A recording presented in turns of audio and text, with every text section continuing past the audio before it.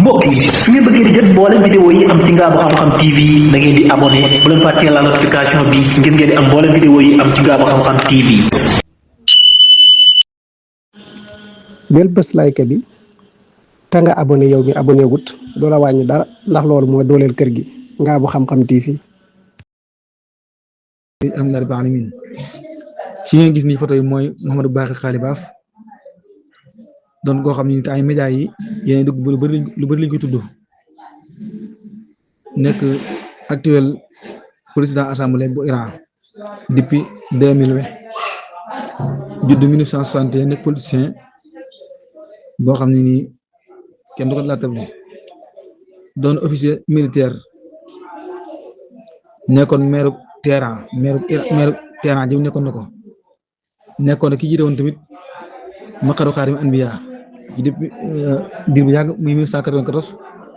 ba 1997 nekkoon commandant armée de l'air bu Iran bi 1997 ba 2000 nekkoon njiitu police bu Iran 2000 ba 2005 kon kooku doonu n'importe qui daal ci géopolitique bu Iran bi ak ci wàllu gi mu nekk moom nag nit la koo xam ni ku am solo la ci biir Iran ndax ngir expérience am moo ko may loolu waaw kon nee na kat ñun amuñ confiance ci noonu bii di Amérique ak Israël amuñ jëm confiance waaw mooy te si bii waaye ñoom day Iran nee na suñ noonu yooyu de benn erreur buñ ko defee xam ne suñ force d'armée yi dañ leen tontu métti métti ndax tooguñ ci xool rek ñun dañoo nekk ci préparation ba sëkk na nga xam ne noonu bii kat atteindre benn objectif am ci jamono ji nga xam mi indi ay avertissement ak diir bi nga xam ne mi ngi indi ay délai ak jamono ji nga xam ne mi ngi tàmbali di envoyer ay message jaar la ko ci à travers des médiateurs yi kon Mouhamadou Bakir Xaali Baaf nit la koo xam ne nii ku dëgër këng la koo xam ne nii moom mi ngi noonu daal yàlla ko yàlla aar sàmm ko ndax jamono ji lu bëree bëri ci loxoom la nekk. waa daara def ma ni gisoon noonu rek benn responsable iranien bu mag a mag wax na ci Reuters Al Jazeera jàllale ko nee na effort yi nga xam Pakistan mi ngi koy def te pour mën a convaincre Amérique pour muy lever gaw gi mu gaw ci wàllu géej gi ak génne bateau boobu yi mu téye effort yooyu di amagul benn jeexital amagul benn résultat waaw nee na ñoom comme loolu am na Iran nee na ñun kenn duñu menacé kenn du paaka ci suñ put nañ defal nangam dañuy lànk bépp négociation yoo xam bay am ci kaw pression wala mu négociation yoo xam ne lay objectif ba nag mooy jébbalu joxe sa bopp ñee ñun loolu duñ ko nangu waaye nag mën nañoo bokk de ci ay négociation ci Pakistan fekkee Amérique génn na ci politique pression ak politique menace kon loolu mooy leer Iran ma li ñu wax leer na kenn du leen teg paaka pour di naan ne defal nangam loolu kenn du ko nangu pression daal ak menace moom duñ ci waxtaan mukk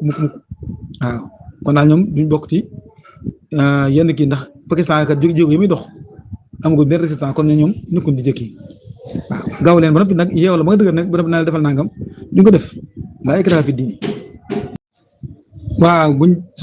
sukkandikoo ci Al Jazeera mu sukkandikoo ci Wall Street Journal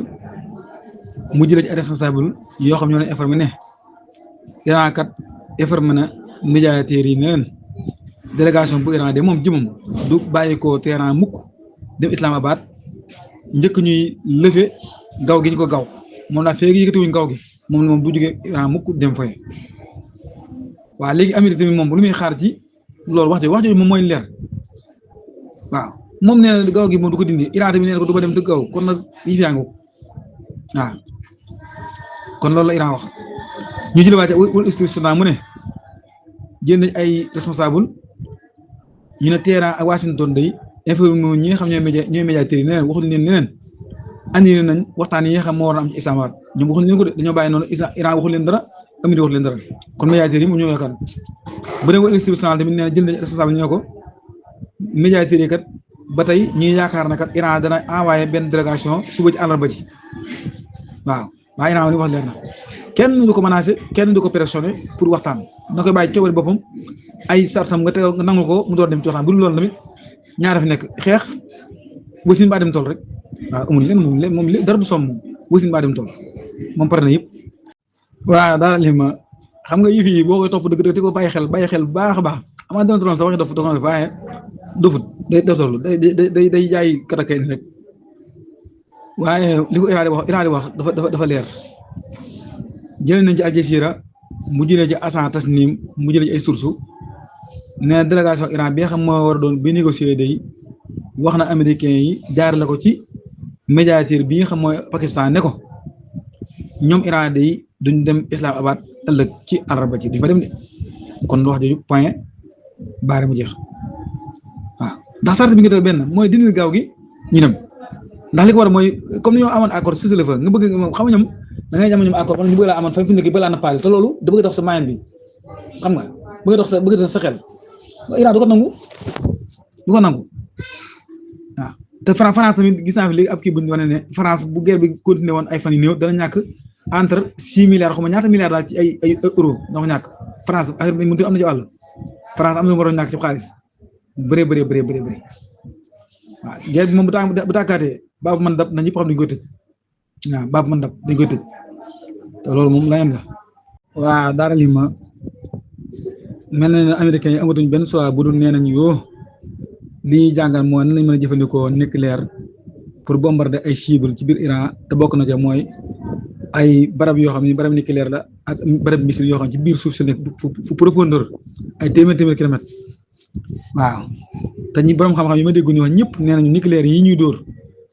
mënta àgg foofee fi missile Iran yi nekk mën fa àgg comme na ñoom loolu la ñu wax Donald Trump nga xam soit boobu ñoom loolu ñu jàngatee waaw léegi nag xam nga bi ñu naan daa féete dañuy wax waxuñ dëgg mooy xibaar yi ba dañ naan daa féete fekk ñoom ñooy wax noonu daan daa féete wut leen neex day am loo xam dañu koy wax noonu ngir bëgg a tuur nit ñi lëndëm chef d'état-major interarmée mooy raïsu hayat arkaan mustaraka mooy général Dankin ne moo def intervention ci dernier moment yi pour mën a fexe ba teer Donald Trump mën a jël ay décision waaw moo ko convaincre daal ak naa ar raïs al américain yi waaw kon nag li nekk ci ginnaaw làqu ci ginnaaw rido yi ak li ñuy nëbbu ci wàllu discussion yi nga xam moo ne Trump amoon ak ay faragambam pour soit jëfandikoo nucléaire contre FCT Iran loolu tegaat nañ ko suuf ngir général Dankin mi nga xam mooy chef d'état-major interarmée bi moo rey sa arkaan mustaraka ne moo convaincre Trump waaw Trump kañ la tamay dégg ba mu ne ko bul def mu def mooy déet man nee na man seul man ana rek looy wax ah ana lëstum man rek la du yéen ah sax su loolu ma bu demee ba nekk da jël di soñu ko déet tappale yaa nga ko man bu dee alxada bi ak yi sax moom daanaka seen xibaar moom da ko jàll na waaye mii noonu daal waaw daara lima ki nga xam ne mooy njiitu usol amérique yi mooy ki jiite wàllu flotte 5 ak wàllu port d'avion yi yëpp rek mooy Barack Kobar moom de lànk na nee nañ ba tëdd naa wax ci wàllu guerre bi ñu mën koo susaat menacé ne tamit ne bu ko nee susaat boo xam ne dana démissionné waaw ndax nag nee na man du ma jël doomu Amérique di leen sànni ci alkande lan ulxiya bi ab naay Amérique ilal halaak du ma leen sànni ci alkande ndax gis nañ njàqaru rëy daal loo xam am nañ ko ñoom ci ñi nga xam ne ñoo waa garde républicaine daal ñoom gis nañ ci ñoom daal ni jëflante ñoom daal njàqaru rëy dañu moom ndax ñoom am nañ ay missiles yoo xam ne nii mën naa labal téeméeri junni soldats yi Amérique ci ñaari waxtu mën ci labal téeméeri junni soldats te Trump nag day mel moom politicien la boo xam ne day mel ak commerçant la ci wàllu guerre beeg yooyu day mel moom pétrole la bëgg ak alal au lieu que mu bàyyi xel suñu réew yooyu kon loolu la général Barack wax waaw moom mii nag dañ dafa def reportage de santé boo xam ne da ko détaillé di wane ne guerre bi moom fan yi mu am yëpp ay semaine toroxtaange la mooy asa bi ma sull war rox mi bombardement Iran yi bi na moom mi nga xam mooy wàllu bateau yi ak yooyu ak flotte 5 ak yu mel noonu yëpp def na benn rapport tas taxaari américain mu fassala mooy da ko détaillé daal bi mu ko waxee nag CIA jàllale na ko di wane ne ñoom doomu américain ñuy dund jahim boo xam ni musuñ boo gis ci àdduna déegi métti na lool ñoom laqad xaasa abnaa'una jahiman lam yarahu basarun min qablu raaw almawt ñoom dañuy gis déegi nii jàkkaarloo moom waaw bi ahyunihim mi'atul marat wa usiibu bil halahi war roob ñoom gis nañ ne panique ak njàqar ruy moo nekk ci ñoom waaw di wane ne américains yu bëri ay soldats yu bëri wax nañ ko ne ko ñu kër li ñu jàkkaar loolu iranien di ko def daanaka dee moo gën a yomb ñoom ñu jàkkaarloo loolu u akidu lakum anal mawta ahwanu mimma kunna na'isuhu wa naraahu bi ahyunina tiwal ayam al madiya tahta al qasf al irani kon loolu leer na muy reportage boo xam si yaa jàll na ko waaw ndax nee na estimation yi nga xam ne armée américaine bi def na ko ci capacité Iran ci wàllu missile nee na loolu estimation bi defuñ ko ci nañ ko war a defee de waaw defuñ ko nañ ko war a defee de waaw defuñ ko nañ ko war a defee de waaw defuñ ko nañ ko war a defee de nee na nag la ñuy firnde loolu mooy nee na ñun fekkoon dañoo jege espace Iran bi buñ ko xawoon a jege rek Iran dañuy faagaagal waaw buñ ko jegee rek Iran dañuy faagaagal alayhi salaam bismillah yéen ngi sàkkuwaat ñun nag ñu indiwaat ay junni soldat suñuy doom pour indi leen ñu labal leen loolu de moom ngi defee moom pare na pour démission waaw ndax li ma leen fedd li la mooy Iran am na système missile yoo xam ne nii kenn gisagu ko waaw rawatina nag missile yoo xam mën naa labal téeméeri junni soldat ci ñaari waxtu waaw ki def loolu nag mooy lan la bismillah kon daal loolu la Sénégal daal wax ab reportage bu gudd la nag dama gànda yi nuyoo moo tax bi ñu sëy jàll na ko bismillah maaleykum salaam bismillah si muuru waa dara li ma France day Macron ne perte na 6 milliards euros ngir comportement ak changement bëri boo xam ne nii benn waaye boo xam ne am na 79 ans moo koy def comportement am daal doxalin daal moo tax France ñàkk na loolu kon nag Trump la jublu rek Trump bi nga xam ne 79 ans ay doxalin moo tax France perte na 6 milliards euros waaw loolu baax na ci yéen. waa télévision bu Iran bi moo jàllale Al Jazeera jàllale ko ñu jëlee ci porte-parole bi wax ci turu Maqaar Xaatim Anbiya Ibrahima Sulfiqar nee na préparation bi ñuy def day préparation mat sëkk la suñuy loxo nag mu ngi ci tequkaay mu ngi ci gaset ya ngir jamono ji nga xam ne Amérique moom mi ngi menacé moom li nga xam ne ñu wàññi ba jekk. daana lim ma Maqaar Xaatim Anbiya yi la nga waxoon léegi ci la nekkaat mooy suñuy loxo daal ci gaset ya te ñu ngi préparé pour réponse boo xam ne nii mooy gën a tar réponse yi ñu réponse na jéego njëkkoon ndax neen dañ frappé Amérique ak Israël ci force boo xam ne nii bépp agression buñ teg kon télévision Iran moo doxali loolee jëlee ko ci porte-parole bi nga xam ne wax ci turu Maqaar Xaatim Anbiya di Ibrahima Sulfiqar ne force Iran yi daal ñu ngi ci préparation bu mat sëkk di waaj bu baax a baax di avertir tamit dëkkandoo yi seen dëkkandoo yi wane ne daal ay bu amee ku ci bokk naa xam pétrole moom ak gaz ak ay lu mel nag yooyu ak lépp laa ji lu seen installation yooyu dañ koy ñàkk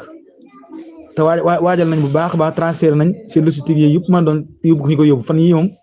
yëpp au lieu que sa la waaye ñoom seen travail dañ ko gën a yokk bu baax li am solo nag mooy kon lu ci kanam mu róodi bët Iran moom pare na pour duggaati guerre daa bu ko Amérique wooyee ci loolu tam dana ci dugg fa seen waneen dugginu méttee te loolu wax nañ ko mu leer nañu daal muy message boo xam ne leer na waaw daara lima mission balance day déclaré nee na ki nga xam mooy ministre du travail bu Amérique mooy wasiratu amal boobu bu Amérique bi Lori Tisafis Birmir démissionné na ci postom bi mu yoroon mooy en tant que ministre de travail waaw nee nañ na action nag moo nar a yor poste boobu pour intérim ki nga xam moo nekkoon action moo ko nar a yor ministère boobu Stéphane Suzong nag mi nga xam mooy directeur communication bu mission balance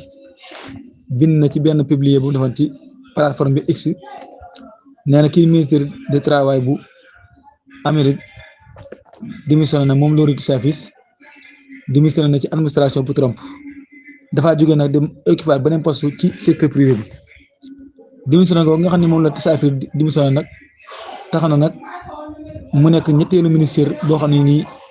jóge na ci gouvernement bu Donald Trump ci semaine yi jàll tekki woon nañ ne ndomba tànkam nag kii di Kristi Noem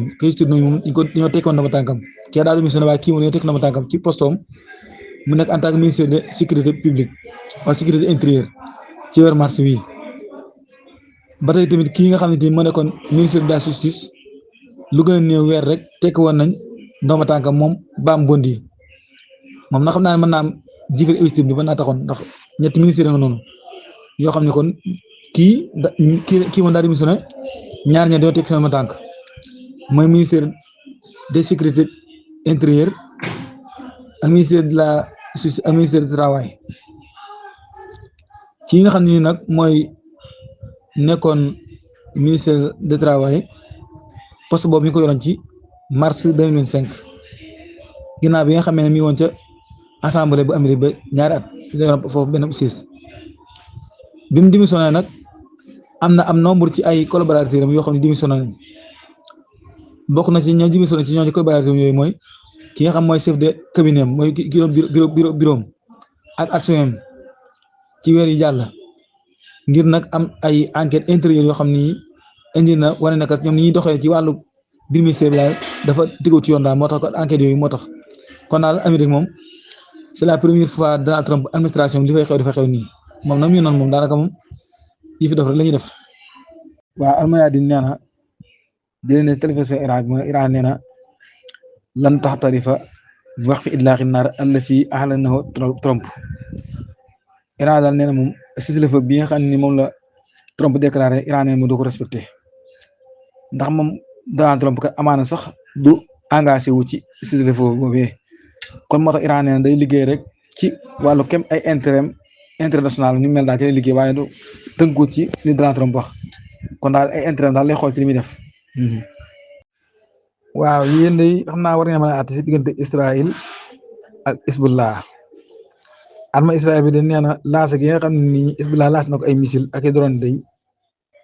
nee na loolu xootete bu flagrant la ci cessez-le-feu bi violence garaaw la loolu la moom nag bi set moom mi bombardé Hezbollah mi fayu waaye moom nee na la muy bombardé moom nee na loola moom ci yoon la ko teg waaye Hezbollah na fay gi mu fay moom nee na loola yoole cessez-le-feu bi la ku mën a àtte loolu waaye kan moo mën a àtte loolu ci àddina xalaas waa daal ma li laa ne wax ci américain yi seytaane kuñ seytaane jëlee na ci Al Jazeera mu jëlee ci Bloomberg mu jëlee ay responsable américain nga xam ne ñoom li ñuy wax nii rek bu fekkoon dëgg la ñoom day mel ne am nañ occasion daal mooy séddalikoo gi nga xam am na diggante responsable Iran yi kii jëm nii kii jëm nii kii jëm na le mooy ni ñu waxee daal mooy kàddu yi nekkatul benn daal nee nañ diggante Ahmadou Wahidi mi nga xam mooy njiitu garde réflexion bi ak diggante Pezeshkian ak Harakati ñaar ñi nga xam ne nii kon la leen gën a mooy ñu àgg ci ay accord bu dee Ahmadou Wahidi nan ñu waxee mooy damay bëgg accord kon bëgg wane ne que Iran moom seen kàddu nekkatul benn daal loolu américains yi wax nga xam ne ñoom li ñuy wax nii fekkoon dëgg la loolu mooy nekk seen armari loolu kay bu amee mooy occasion la pour nga mën a mbëkkante ñoom ndax kàddu yi nekkatul benn ñoom dañoo bëgg a wane ne kat Massoud Pezeshkian ak Harakati moom ñoo bëgg jàmm ñee ñoo bëgg jàmm bëgg a favoriser ñi néewal doole ñi ngir bëgg a indi ay polémique Iran yi dafa mel ay gone Iran yi dañoo nekk ci yooyu Iran yi li ñu teg dañ koy baas yu dëgër këng lañ koy teg yoo xam ne caaxaan yëngu ko ñoom seen biir dañ ko teg kii de waaw décision yi ku ko war a jëlee ko jël ku ko ka koy appliqué ko ñoom ci yooyu lañ nekk de waaw ay américains yi billaay xam naa ne ab guerre moom de moom mosuñu dugg ñoom dong waaye bii de moom wax na ne xat ndax xamatuñ fi ñu teg seen tànk. waaw Donald Trump nag man li ma jaaxal mooy façon waxinam yi information yooyu kan moo koy jox te li mu koy wax daa bëri lool te mi koy feddali maanaam marine bu Iran bi daal ñoom ñëpp daal ñi ci ron géej ga rukk nañ ne bañ bokk ñu ci ron géej ga di fa nelaw seen force aérienne tamit jeex na tàkk seen défense tamit yi ñu waroon far nañ ko ba amatuñ dara xeeti information laa xam kan moo ko jox waaw kan moo ko jox yooyu nag laa xamut garde réflexion bi moom ñooy exposé ak gaaral seen missile bi ñuy wax Qatar ci digg mooy manifester nekk ci Iran dina wanal ne ñun que ñi ànd ak yéen kon moom nga gis noonu yi waaye daal danaa trop daal laa xamut yéen xibaar yi ku ko jox laa xamut waaw CENTCOM nag mooy alxiyaadul almarkazi al amérikiya nee na suñu force yi day ba tey ñu ngi nekk ci préparation bu mat sëkk daal ba tey ñu ngi waaj rek waaw waaye nag fu sori nañ Iran lool de jéguñu foofu dañuy wax rek na ñëpp ñaanaan rek ndax li am si loolu lépp luñ bàkk Iran tamit ñaani moom am na ci wàll ñaan bu baax a baax ndax yàlla mu jeexalu dara te moom moo ne victoire man maa ko moom te moom victoire man ca moom wa man nasru illaa min indillah victoire yàlla rek moo ko mën a joxe waaw te in yansurkumullahu falaa ghaaliba lakum yàlla ne su ma leen dimbalee kenn mënu ci yéen dara waaw kon nag léegi kon moom moo am dimbal nag nañ ko ñaan dimbali bu baax a baax wa in yaxsulkum faman zalladhii yansurukum min ba'dihi yàlla ne su ma leen tegee gàcce gi ma teg Amérique kenn mënu ci dara kenn ku leen mën dimbali kon nag li am solo mooy te loolu ñun ay jullit lañ gëm nañ ne yàlla moom mooy dimbal nañ ko ñaan rek te moom moo ne ñaan leen may leen ud'uunii astajib lakum amul leen dafa def li ma ñaan rek may leen jawaab ji sart ji moom mooy ñaan jawaab ji moom mooy ma nangu la loolu nag kon lu yomb la lu neex la waaw ana nafsi rek waaw moom daal benn discours am mooy man daal man loolu nag nee nañ woon bokk na ci mandarga ak ndofe mooy man rek waaw ab président sax buy def discours ñun la war a wax nax ñun wala nangam waaye bu ne ana rek da nga am problème waaw ñun kay dañ def nangam maa def nangam moom boo dee wax dëgg dañuy wane ne sax ndof moom Donald Trump nag moom nekkul dof ca frontière ba nga xam ne fa la nit ak ndof teqali ko foofee la nekk benn tànk ba nga ca fa féete ndof ga benn tànk ba féete nit ga mooy moom kon ku naqare attiré doon moom frontière ndof ak nite foofee la Donald Trump taxaw ndax nee na kat Iran yi exploité nañ daal bépp président Amérique ba mu des man daal li nga xam mooy ñu jaar sama kaw jaar exploité wu ñu waaye ku mu mën a doon ci président Amérique bu mos a jaar rek exploité nañ ko waaw moom day xanaa ndamam li mu bëgg moom bay ñu jox ko ne ko yow képp yaay ngand ndax mi ko tàmbalee yàgg na nag bu bi wax rek day wane ne man daal waaye nag moom mi ngi noonu rek diggante ndof ak nit daal foofu la nekk ku tudd noonu nag benn tur lañ ko war a jox laa xamut fexe bu toog benn baat waaw xanaa mooy katakani yaakaar naa ne moom benn baat boo xam ne day làmboo maanaam ak ndofe ak nité moom laa soxla baat boo xam ne ku ko wax dana làmboo ñaari baat yi waaw xaw boo nee ndof daal nité mu ñaari baat la waaw waaye nag benn baat boo xam ne day làmb nga boo foo ko waxee ñu xam ne kii daal wax ndox nit moom nga xam ne baat moom dañ koy jaxase ndax moom suuj lañ doon waaw li ma la wax léegi ci laa dikkaat rek ci Trump li nga xam ne moom bi ngeen tàmbalee ba mi ngi ko répété te guerre du suba la ko tàmbalee woon ndax ci guerre du suba lañ waxoon ne Iran moom yóbbu nañ ko ca jamono yi ay nangami siècle ci ginnaaw wane ne Iran amatul benn kàttan yërootuñu dara loolu nag mi ngi ko répété ay yoon ndax Trump nee na mu di xool gi xam ne ko gaaw de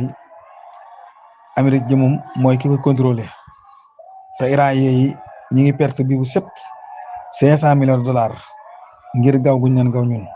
moo tax ñu koy perte nee na laboratoire yu Iran yi nga xam ci wàllu laboratoire nucléaire la ak zone yi nga xam ne nii ñoo yor stock yi nga xam zone spéciale la yëpp nee na ñoom yàq nañ ko kon daal fépp foo xam ne dañ fa stocké woon kii rek Amérique nee na ñoom yàq nañ ko nee na marine bu Iran bi tamit bépp rek ma nga ca ron géej ga waaw ma ngay yandoor ca ron géej ga seen force aérienne yi tamit jeex na seen défense tamit far nañ ko maasale ko ba mu jeex tàkk di wane ne marine bu Iran ma nga ca ron géej ga ndax seen armée de l'air bi ak seen installation nucléaire yëpp daal effacé nañ ko complètement te la ko fa effacé nag mooy seen bombardier yi ñuy wax B2 waaw Trump nag loolu réew moo ko def yaa ko moom réew moo xam ne yow armée ba écrasé nga lépp maasale ko ba amatul défense ba boo koy dóor moom mënut a yëg loxoom boo koy mbéj day wàcc ay loxoom mënut a yëg ay loxoom noonu si noonu nga wax wa difaatu max yi tamaaman koy dóor kay te mu mën laa kii koy kooku yaa ko man ba noppi taxaw ci ginnaaw fu sore sori man daal xam naa daal ñoom yàlla bismillah waaw ñoom day ndeysaan sànq nii rek lañ ne ay taw dafa am ca Iran te ñoo nga xam dañuy wane seen manifestation taw bay ñëw ñu taxaw ànd ko moom def ko muy taw yi yiw kon nag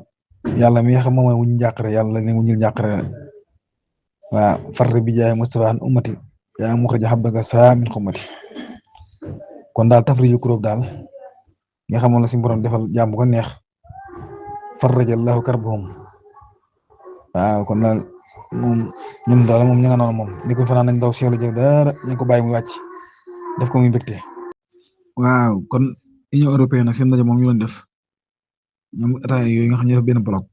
d'accord nañ di yaatal sanction yi ñu tegoon Iran bu baax a baax sanction yooyu nag bokk na ca la responsable yi nga xam ne nii ñoo tëj détroit de Hormuz ndax ñoom li ñu bëgg mooy détroit de Hormuz moom dañu ko war a ubbi ñu fay jaar majjaanan kenn bañ a fay dara Iran nag ne loolu moom amoon na ay jamono waaye jeex na tàkk kon nag Union européenne moom ñoom ñu ngi di def seen tappale rek. waaw gis ngeen ko noonu Iran génne woon na missile bu ñuy wax Qadar waaye tamit génne woon na beneen missile bu ñuy wax Xaram Sër di ko exposé noonu ci espace révolution ci kanamu fuul boo xam ne bëree bëri la ci population Iran bu ñuy wax population magam la mi ngi doon di gaaral kon daa manifestation yi moom mel na ne missile yi bokk nañ ca ñi ñuy gaaral foofee ku ñu ne wane sa manin kon nag missile yi moom fekk si mbooloo ma muy lu am solo. waaw kii nga xam ne mooy njiitu force spéciale ci garde répression bu Iran bi Mujib Mousavi moom de mi ngi menacé état yi nga xam ñooy suñuy dëkkandoo ci benn message wan ne ne yéen de ar boo xamee ne attaqué nañu population Iran bii te attaque bàyyi ko seen suuf yooyu de na ngeen xam yéen réew yooyu de pétrole bii nga xam ne moo nekkoon seen ressource ngeen amoon ko. ak di ko produire da ngeen tàggatoo ak moom bu faaw pétrole moom foofu moom pétrole ji mu wut amati kon loolu Mujib Moussa wax waaw wax na ko daal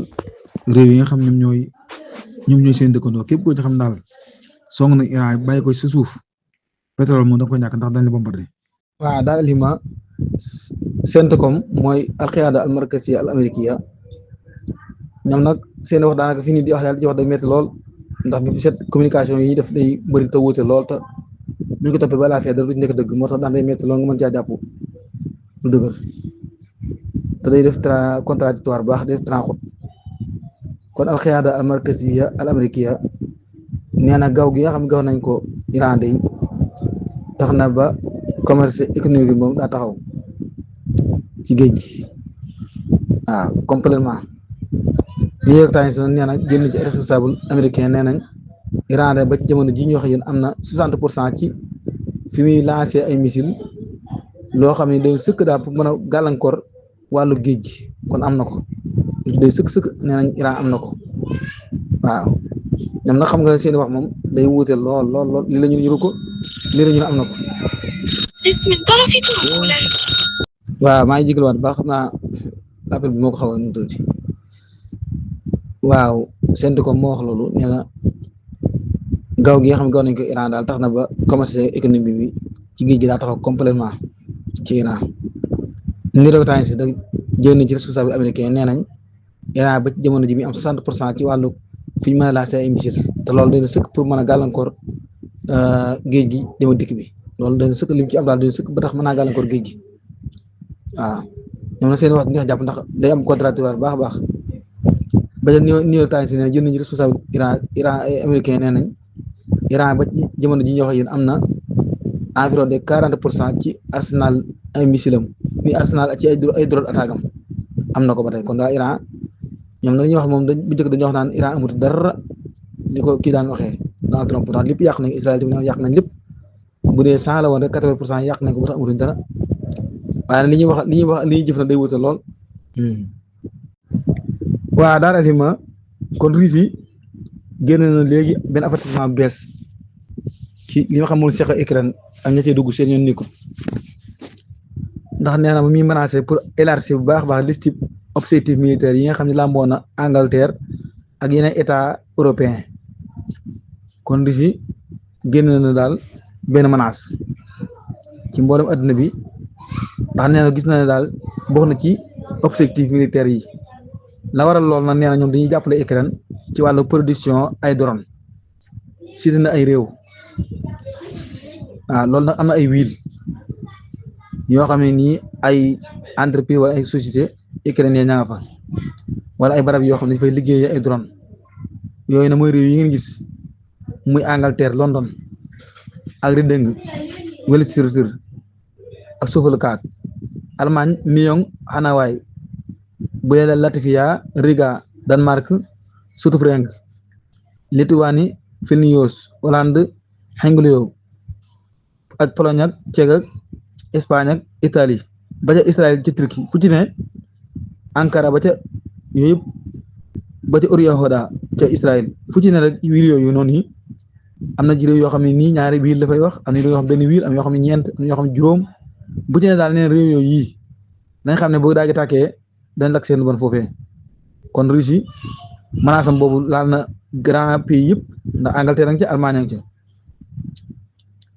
waaw Israël ma nga ca Turquie nga ca te Turquie ak Russie ñu xawuñ sax waaye naqaroowuñ waaye dem soo na mooy neen foofu yëpp ñoom dañuy jàppale Ukraine kon moo tax nag mu daan leen boole ci liste boobu noonu kon liste bi làmb na làmboo na nag 23 sites comme ni ko Dimitri Medvedev waxee nekkoon ancien président Russie nekk actuellement vice président conseil sécurité nationale bu Russie waaw ndax nee na déclaration bi nga xam ministère de défense bu Russie bi génn na ko ci wàllu soutien extérieur bi nga xam ñu koy soutien Ukraine nee na lu ñu war a jël au sérieux la kon yajibu an yuqsa ala ma jëdd comme nag ni nga gisee liste wiil yooyu nga xam ñoom la gis kon nag loolu nañ xam ne daay buy tàkk ma doon daay bu rëy rëy waaw yooyu de ay objectif la yoo xam ne bu amee ñi moom bu leen Russie laalee guerre mondiale lay doon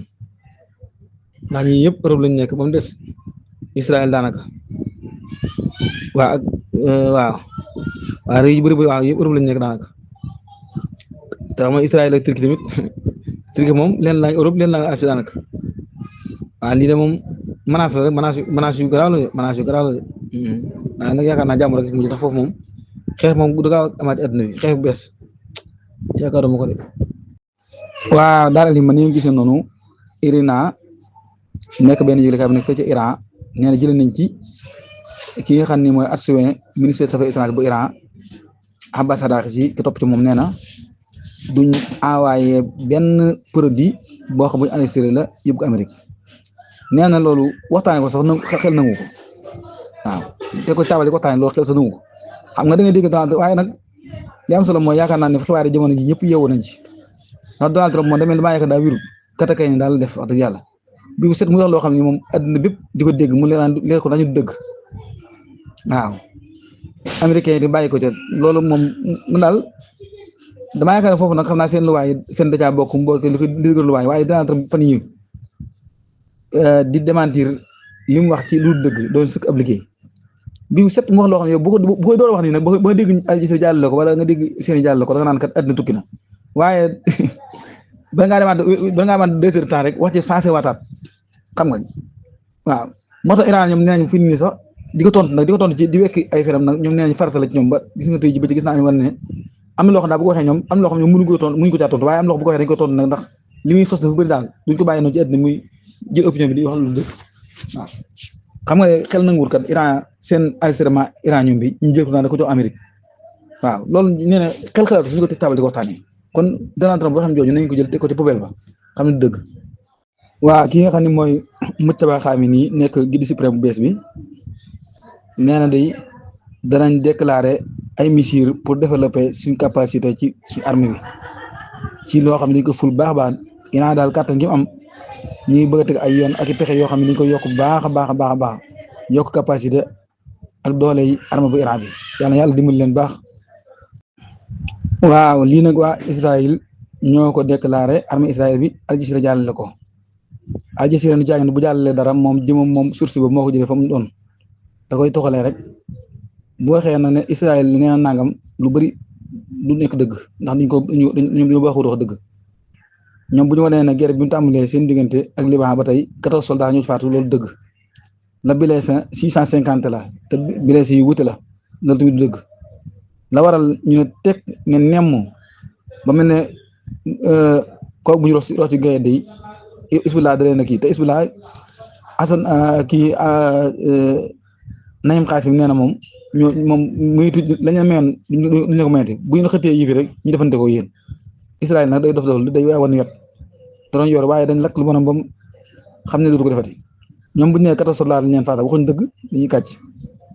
kon lii mooy li ma la wax léegi rek secrétaire général bu Hezbollah Naim Qassem nee na ñun ñi nga xam ne waa Hizbullah da ak ñu ànd ak ñun dañuy resté ci li ñu nekkoon rek ci terrain bi te yéen nag bépp xëtt bépp agression wala violence boo xam Israël def na ko ba xëtt sart yii ñun moom parce que yàlla dañ ko riposté loolee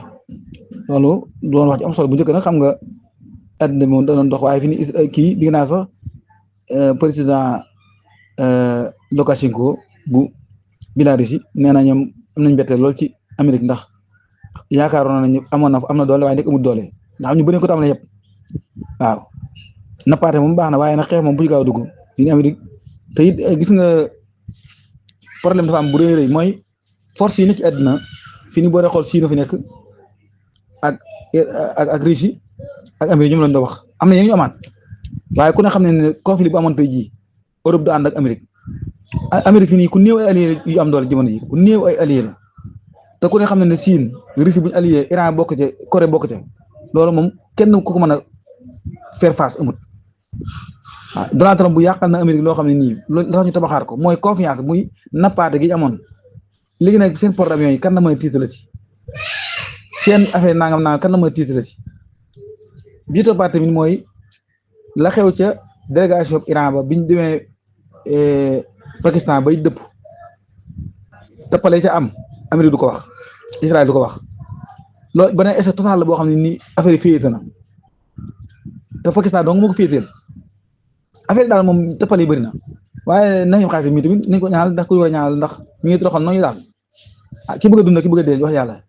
ñun ñaar wu ñu mën a bokk kii yàlla nee na inna lashtaraw min anfusihim wa amwaalihim bi anna lahumul janna ñi kuréel benn nee na wala tajiduhum ahrasan ala hayaatin yow noo dund dong nga xalaat ñaar ñoom mënuñu bokk yoon mu jaar waaw waaye Israël moom fii nii dañoo dugg ci kaaw guddi gu bët ko ci lañ nekk na liñ ñàkk ci liñ tabaxoon lépp ci depuis 1948 ba tey ñàkk nañ ko confiance xëyba gi ñu amoon domination bi ñu amoon xëy mën a gi ci àddina bi ci wàllu lépp lu ñu leen doon nawee ñàkk nañ ko am na loo xam ne ñoom Israël bu ñu ko bëggoon doxalaat ci àddina wane ne am nañ système nangam wala nangam naam loolu moom kenn du amal ci relation fi ñu nii kay wàllu tourni si moom Israël ñàkk na ci lu réy loo xam ne moom mënut ko amati loolu nag mooy leen naqari ci seen ëllëg mooy leen naqari bëri na ñoo xam gàddaay nañ dootuñ dellu si ay junni jóge na Israël dellu te duñ ñëw ndax li ko war a mooy noor ba ñu bëri dafa dëkkoon te foofa gis nañ ne chaque jour rek buñ nee leen neen foofu mën ngi fa dëkkaat Hizbullah ne foofu ku fa dema lakk sa lu bon ku fa dema lakk sa gat ñu tëbati buñ demee ba indiwaat seen ëmb ba ne xaare ñu ne xëy ñu tëbaat léegi nag Hizbullah ni mu defaat yoonam wii république bi mu defaat jamono ji mooy bi jaxasee carte gi mooy wane ne foofu moom ku fa dëkk sa gat lakk jàmm am fépp wala jàmmaar lu am léegi loolu dafa am ay affaire bi dafa jaxasoo daal yàlla baax na waaw lii laa leen di wax léegi mooy kii nga xam ne nii njiit la kii dafa la ci biir Hizbullah mooy Mohamadou Hamati yi mii nekk ab responsable la mu wax mooy négociation yi nga xamante ne Amérique ak négociation yi nga xam ne état bu Liban ma nga ca ñoom loolu concerné wu nañu taxan nañ négociation yooyu nga xam ne ñoom ko waxtaan Israël ñoom taxan nañ ko sànni ci poubelle ba xam nga loolu mooy ak njàmbaar mooy état bu Liban moom fekkee ñoom li leen war xamuñ ko li yomb kay mooy yow jugal suuf jàmm dem toog sa réew xool ba xam jàmm lu am waaw waaye nag comme ni ko fa ñoom Hizbullah mi gën a yokk ci xel mi kaw baax mooy am na yoo xam ne bu njëkk daw ko wax waaye comme lii muy wax nii nag nga xam ne war na lii dëgg mooy bu ngeen négocier yi négociation concerné wuñu waaw concerné wuñu état bi kat mooy Sénégal waaye nag waa Matam ñi nga xam ñoo Mali ñoo falañceeroo loolu noonu lay nuru mi mel waa Matam daal wala waa Tamba ñoo falañceeroo ak Israël waaw léegi nag état bi nag nekk nag diggante Njaaréem diggante Thiès wutali Dakar ba noppi nag da wane ne nag yow Hizbullah yow maa xam yaa dëkk Matam ak Tamba fii ak Mali Israël di ko defante yow li am solo que mooy ñoom nañ bañ a jege ay Kidira yooyu rek nañ jóge fa nañ sori foofu léegi nag bu fekkee état bi nag la war a def ko nag waa Matam dañuy jóg waa Tamba jóg daan na ñoom ñooy xeex seen xeex waaye bu ñu nee laa ne yow waa Matam yéen ñi dëkkoon fa seen maam dëkk fa nag ñu ne leen yéen seen suuf soosu nag Israël neen duñu fi ay jàmbaar ñoo jóg daan ne du dal loolu mooy li am ci seen diggante bëri gi ñaan sud Liban yëpp ak nord bu Israël ñoom ñaar ñoo farañ ci yoroo noonu rek laa ko mën a misaale ci gàttal moo tax ñoom ñii nag nga xam ne njiiti Hizbullah yi ñoom nee na ñoom lii état bi def te ñoom lañ leen wax lu ñuy dégg la loolu concerné wuñu al-Mufaawada al-Jaariya xaaliyan fi Amérique laa tax nii naa loolu moom mu leer kon loolu leer na ne sànni nañ ko def taxal nañ ko ba mu taxal ñu sànni ko ko bëri ba mu ngi tàkk waaw daal li ma lii daan wax léegi mooy manifestation bi nga xam moo am fee ca espace bi wax Habiba ci Tel Aviv waaye manifester li ñu sàkku nag mooy ñu amal ay enquête ci xew-xew amoon ca 7 octobre nee nañ ñi nga xam ñoo organisé woon manifestation yooyu nee nañ affaire bi nee nañ manifestation bi kat la ko tax a jóg mooy objectif bi mooy jàmmaarloo ak li nga xam ne ñoom dañoo wax ne kat niñ ko melalee mooy effort yoo xam gouvernement bi ñu ngi koy defal ngir bëgg a néewal xew-xew yi amoon octobre daal ñoom dañu ko bëgg a minimiser daal waaw. waaw ñu daal gouvernement bi daal li ñuy dox daal mooy xew-xew yi am octobre daal dañu ko bëgg kii moo tax manifestation yi noonu moo tax man la Israël dafa dugg ci kaawoo bu dugg ba séego ñëwee ci ndax ku ci ne say mbokk dañ caa faatu lan moo waral loolu nag moo tax te loolu dante ni yow Donald Trump mi ngi joxoon tinu waaye loolu mën amul waaw jaamu Sëriñ Saliou ñu ngi lay nuyu de ziar di jégalu baax di jégalu waa daal jëpp xawaan def absent tuuti rek waaye ñu ngi ko tuub waaw ñoom day loolu nag baaxut nag moom baaxut waaye moom du yàgg ba Israël xam nga li Iran dañ ne la gis nga bëri démb laa gis benn reportage am nga waaju koy def maa ngi kii bi sax benn borom kii nii borom xam-xam algérien nee na Iran li waral fi nii seen population gën a suudee wu nii mooy ñoom dem nañ ba gëm ne nag fi nii ñi ca gouvernement ba ñoom lañ fi nekkal askan wi lañ fi nekkal ndax li wax gi ñu wax dëgg xam nga léeg-léeg gouvernement léeg-léeg day yaakaar bu waxee dëgg askanam day ñàkk waaye fi nii ñu xamuñ ne force askan mi ngi ko wax ne dëgg askan moom foo ko waxee dëgg moo xam ne lii mooy dëgg day ànd ak yow loolu moom day amaa sax policier moom baaxuñu natt lu mel ne waaye bu ñu ko nattoon Sénégal rek wax dëgg wàññiwul ab policier dara Iran buñ leen rayale daan rayal nañ ñu buñ ñàkkee dañ ñàkk nañ loolu nag gis nañ moo suude population ba tax fi ni kenn ku fay nekk di wane ne que lii Iran def am na ju bëriwul am na ju ànd ni sax waaye gis nga rek li am solo ma li ñu gis mooy wane nañ ne ndax ni ku ne xam ne réew maa ngi dund ay jafe-jafe waaye ñoom ànd nañu gouvernement bi xam ne gouvernement bi kat lii ñu nekk nii pour ñoom seen intérêt commun la dëgg googu dafa baax Israël nag moom day jël ñëpp dugal nañ pax ya wane ne nangam jàmm moo tax fi ni nii gis leen ñuy révolté def soulèvement populaire ci kaw mbedd yi yoo xam nañ ne seen gouvernement di wax kat dëgg ay nit moom mën nga leen jiite de den kàcc waaye kàcc yi bu dee ba àgg arrêt ba wala ma àgg ba garage ba ci nga xam lépp dëgg la Israël na loolu leen da mu américain yi Amérique ak Israël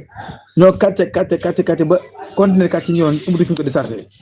waaw moo tax nag fi am nañ problème Iran nag leen jàppale fi nii mooy wax dëgg waaw daal li ma ni gisoon noonu Corée du Nord lancé na ay missile yoo xam ne yaakaar nañ ne kat missile balistique la Corée du Nord moom dara tënk ko lu ko neex lay def lépp li ñuy aaya dafa xët addina moom comme lu waa am fi defal loo neex rek fu ñoom neex waaw daal alima télévision Iran bi moo génne loolu ñu jëlee ko ci vice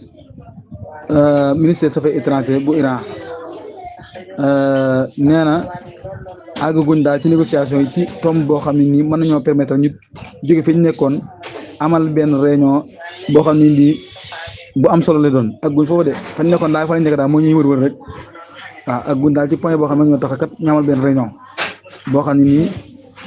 bu am solo la doon kon nag loolu la ki nga xam mooy action ministère des affaires étrangères bu Iran ndax Amérique dafa Sëñ Tuubaa dafa waxoon ne wala yi xaw la li kulli naasi fay na misi ak yaasi mu ne nag moom du def tali yu ne xaw li day def tas diit waaw mu daal nooy wax ji ko ne da koy taral ba mu taral moo tax nag affaire du kii ñoom li ñu yaakaar ne moom tax diit mooy menace moom lañu yaakaar mooy jumtukaay bi nga xam ni waaye fekk nag tey moom jàkkaarloo nañ ñoo xam ñu gën a tar foofu ndax Iran waxut ay négociation yooyu sax waaye ñoom bu ñu naan ay Europe lañu ko defee ñu ngi defee fii waaye Iran fii nii moom moo yor lenge yi fii ñu ko defee ñu ko defee fee loolu moom ku ne xam ne loolu Amérique amul leen lu mu imposé Iran ci biñu tàmbalee lii loo xam Iran nee na waaw du dara nag saay ko ni waaw dara lim ma Donald Trump de moo wax loolu lii nee na séntu moo woon daal njàmbaar geeg force gi nga xam ne waa Iran yi am nañ ko yokkal mu ko waa Iran am nañ ko ndax ñoom day ñu dëgër këng lañ ñu violence lañ lool moo tax nag loolu moo tax man dinaa amaat ñoom jàngat bu baax a baax dinaa doon sama jàngat ñoom ak dinaa jàngat bu baax waa seen taarix ak seen pas-pas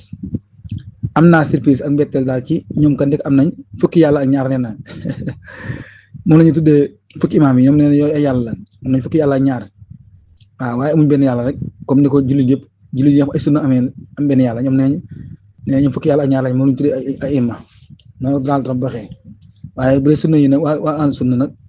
moo sunnite yi rek ñuy wax ne ñoom ne benn yàlla ñam kon ne Trump moom ñoo ne waa Iran yi ak dof waa ji loolu moom ay waxama waa manifestation boo ngeen gis ca Xiifa la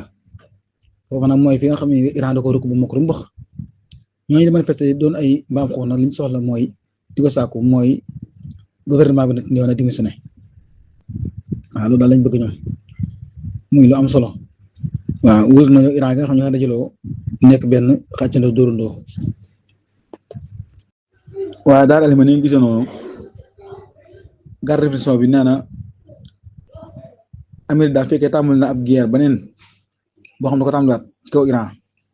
Iran daal lancé missile yoo xam ne yu bees tàq la yoo xam ne nii production bi muy nekk ci janvier 2026 bii ak ay drone yoo xam ne yëpp ci an mii la ko liggéey ci 2026 bii ci janvier bi waaw ñoom fekkee tamit Iran ne fekkee Amérique li wax dëgg la wala ne kat faagaagal nañ force bi nga xam ne wàcc géej gi wala ni ñu ko waxee daal mooy Iran moom amatul dara ci wàllu géej gi